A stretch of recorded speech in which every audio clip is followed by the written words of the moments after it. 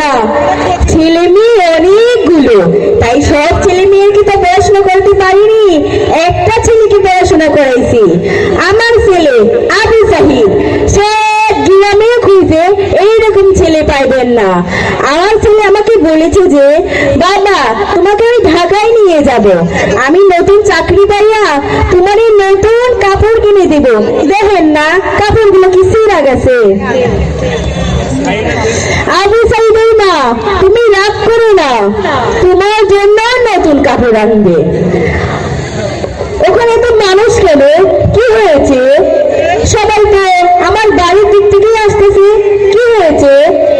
Master মশাইয়ের কাছে শুনলাম ছাত্র নাকি তাদের অধিকার মানছে না, কি হয়েছে? সবাই তোমাদের বাড়ির ওখান থেকেই আসতেছে, কি হয়েছে? আমার ছেলে মনে হয় চাকরি পাইছে। দিদান দিদান, আমার ছেলে চাকরি পাইছে।